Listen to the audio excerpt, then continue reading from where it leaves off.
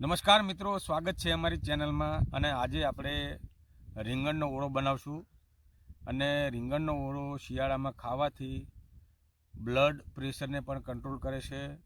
અને જો સ્મોકિંગની તમારી આદત હોય તો જો રીંગણનો ઓળો ખાઓ તો તમને સ્મોકિંગની આદત પણ ઓછી થશે ધીરે ધીરે.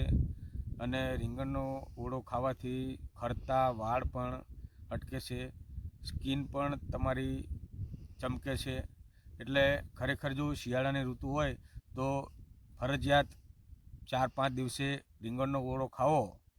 અને ખરેખર દેશી રીંગણ જો તમે ચૂલા ઉપર બનાવી અને ઓળો ખાઓ ને તો શરીર માટે ઘણા બધા પ્રોટીન એમાંથી મળે છે, એટલે બહુ લાભદાયક છે.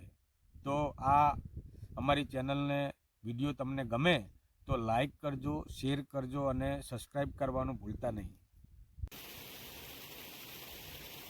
હેલો મિત્રો, સ્વાગત છે અમારી ચેનલમાં. અને આજે આપણે આવી ગયા છીએ આપણી વાડી. તમે જોઈ રહ્યા છો કે દાડમના છોડ છે અને આ ટ્યુબવેલ છે. ટ્યુબવેલમાંથી પાણી સવારે ચાલુ થાય 9 વાગે એટલે સાંજે 5 વાગ્યા સુધી પાણી ચાલુ રહે. સરસ મજાની નાળિયેરીની ઝાડ છે. આજે આપણે વાડીએ આવી ગયા છીએ એટલે વાડીએ રીંગણનો ઓળો બનાવવાનો છે. અને જુઓ, આ રીંગણનો ઓળો બનાવવા માટે બળતણની જરૂર પડે, એટલે કે લાકડા હોય ને, આપણે એ લાકડા જોઈએ. એટલે આપણે લાકડા એક તો વીણવાના છે અને લાકડા વીણી અને પછી એમાં રીંગણ શેકવાના. એટલે આ મારા પત્ની છે, એ લાકડા વીણી રહ્યા છીએ. અને જો લાકડા વીણી અને એક જગ્યાએ એકઠા કરવાના. પહેલાં આ લાકડા ભેગા કર્યા, હવે અહીંયા નાખવાના. ત્યારબાદ હવે ચૂલો સળગાવી અને એમાં જે રીંગણ આપણે લાવ્યા છીએ તે શેકવાના. ધીરે ધીરે રીંગણ શેકાશે. આ તમે જુઓ પાછળ કેવો નજારો દેખાય છે. એક ખેતર છે, ખેતરમાં પાણી ચાલુ છે. ધીરે ધીરે રીંગણ શેકાવાનું ચાલુ છે. એટલે આપણે એકદમ રીંગણ શેકાઈ જાય ને ત્યાં સુધી રીંગણને શેકવાના, કોઈ ઉતાવળ નહીં કરવાની. જો એકદમ ધીરી આગે રીંગણ શેકાવાનું ચાલુ છે. ખરેખર આમ તો વાડીએ જે જમવાનું બનાવો ચૂલા ઉપર, તે જમવાની મજા જ કંઈક અલગ છે. અને અત્યારના સમયમાં લોકો સિટીમાં વસવાટ કરતા હોય એટલે એક તો પોતાને કોઈ ખેતર હોય નહીં. અને ખરેખર આવું ગામડે થોડું ખેતર હોવું જોઈએ, કારણ કે ગમે ત્યારે જરૂર પડે. જુઓ, સિટીમાં તમને રીંગણનો ઓળો મળે પણ આ રીતે ના મળે. આ તમારી સામે કોઈ વસ્તુ બહારની નહીં, કોઈ ગ્રેવી નહીં. આ જુઓ પાછળ એક તુવરનું ખેતર છે અને એક બાજુ રીંગણ શેકાવાનું ચાલુ છે.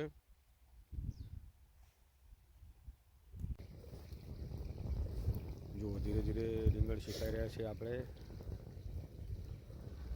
અને ખરેખર તમે આ રેસીપી જોશો ને તો તમને એવું લાગશે કે મજા જ આ લોકો ગામડાવાળા કરી રહ્યા છીએ એવું લાગશે.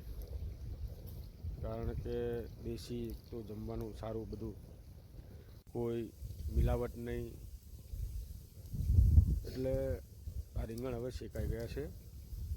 જુઓ એકદમ કાળા પડી ગયા છે. ત્યારબાદ એની છાલ ઉતારી લેવાની એકદમ શાંતિથી. ધીરે ધીરે બે રીંગણ આપણે જેટલા લીધા હોય એની છાલ ઉતારી નાખવાની ઉપરથી. પછી આ રીતે એને કાપી લેવાના.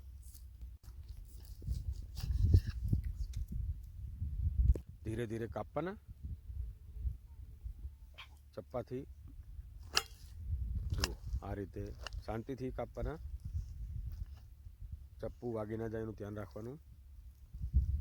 એટલે એકદમ શાંતિથી કાપવાનું, કટિંગ એકદમ સારું કરવાનું. જોકે આમ તો ભૂકો થઈ જાય એટલે આ રીતે એકદમ રીંગણ કાપી નાખવાના. જુઓ રીંગણ કપાઈને રેડી થઈ ગયા છે. ત્યારબાદ હવે એમાં નાખવાની વસ્તુ જે છે બધી એ લીલી ડુંગળી છે, એને એક તગારામાં એટલે કે બખડિયામાં જે કહેતા હોય તમે લોકો, આ રીતે ધોઈ નાખવાની. અને ત્યારબાદ એકદમ ધાણા પણ થોડા લીધા છે, એટલે ધાણા પણ આ રીતે ધોઈ જ નાખવાના.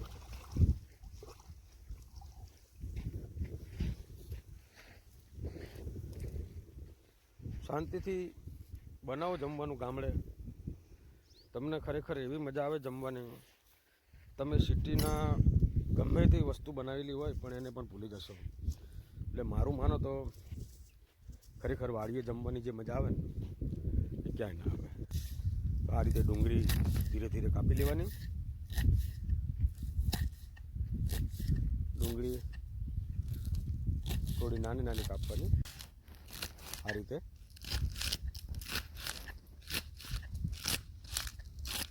ડુંગળી કાપવાનું ચાલુ છે.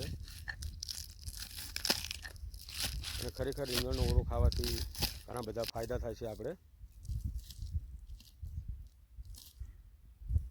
અમે તો જ્યારે વાડીએ જઈએ, ભલે અમદાવાદમાં નોકરી કરતા હોય પણ ગામડે જઈએ એટલે ખેતરે જ જમવાનું બનાવીએ. તમારું શરીર એક તો સ્વસ્થ રહે, કોઈ ભેળસેળ નહીં, કોઈ ખોટા મસાલા નહીં નાખવાના. જે તમારા ઘરમાં હોય એ મસાલાથી જ ખાવાનું બનાવવાનું. પેલું ડોગી ત્યાં અમારે એક ખેતરે આવ્યું છે એટલે એને ખાવાનું નાખવું પડે. આપણા ભરોસે ખેતરે આવ્યું હોય એટલે ખરેખર આપણી ફરજ બને એને નાખવાની. ઘરેથી અમે જમવાનું લાવ્યા હતા એના માટે. એ રોજ અમે જઈએ એટલે ખેતરે આવી જાય, અમને જોવે ને એટલે ગમે ત્યાંથી દોડતું દોડતું આવી જાય. એટલે અમે લાપસી લાવ્યા હતા એના માટે, એટલે સ્પેશિયલ એના માટે જ લાવ્યા હતા લાપસી. કાલ રાત્રિનું ભૂખ્યું હશે એટલે એને જમવાનું મળી ગયું અને એ શાંતિથી ખાશે. હવે તો હવે ચૂલો એકદમ સળગાવી દીધો છે, લાકડા નાખીને, અને ચૂલો બનાવ્યો માટીનો. ત્યાંથી 3 પથ્થર માટીના અંદર લઈને માટીના. પેલો છોકરો ત્યાં અમારે આવે છે, એ બોરે ગયો હતો પાણી ચેક કરવા કે પાણી આવે છે કે નહીં. ત્યાં સામે 1 કિલોમીટર જેટલો બોર દૂર છે. હવે જે વસ્તુની જરૂર પડશે, પહેલાં તો તેલ નાખવાનું. બહુ એટલું બધું નહીં નાખવાનું, થોડું માપે તેલ નાખી અને થોડું ગરમ થવા દેવાનું. અને પછી લસણ થોડું નાખી દેવાનું. આમાં કોઈ મસાલા એડ કરવાના નથી. જે તમારા ઘરમાં હોય ને એમાંથી જ બનાવવાનું છે. એટલે ખરેખર કોઈ ખોટો ખર્ચો ના થાય. બધા લોકો કહેતા હશે કે આ નાખો ફલાણો નાખો, એવું કંઈ જ નાખવાનું નથી. ઘરના મસાલામાંથી જ વસ્તુ સારી બનવાની. આપણે એવો પ્રયત્ન કરશું. અને ખરેખર આ જોઈને તમે લોકો બનાવશો, મને એવું ખરેખર વિશ્વાસ છે કે તમે આ રીતે બનાવશો.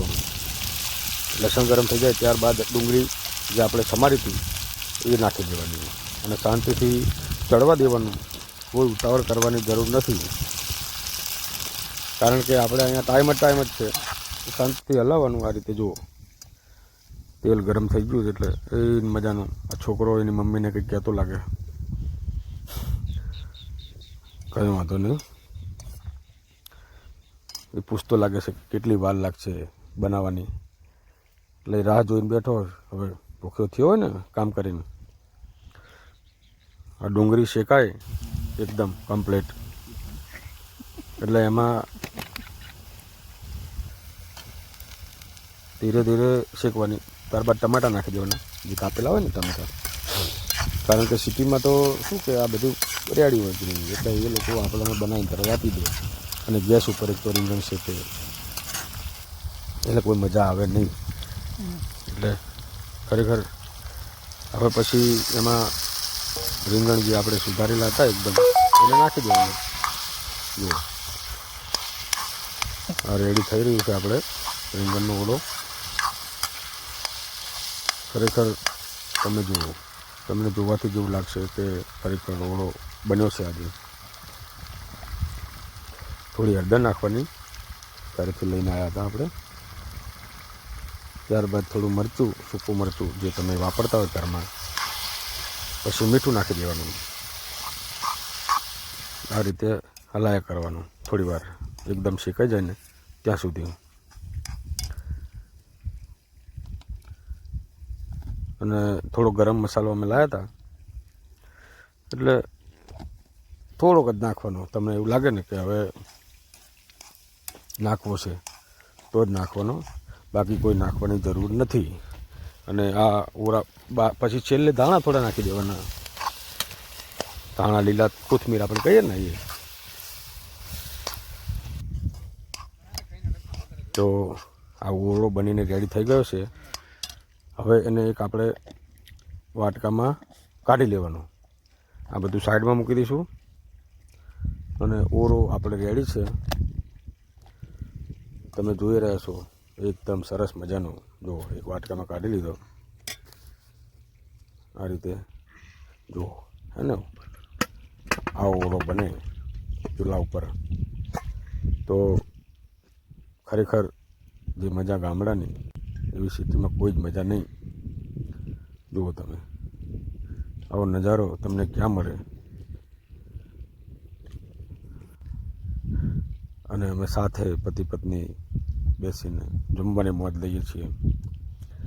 જો તમને આ વિડીયો ગમે તો અમારી ચેનલ લાઈક, શેર અને સબસ્ક્રાઈબ કરવાનું ના ભૂલતા.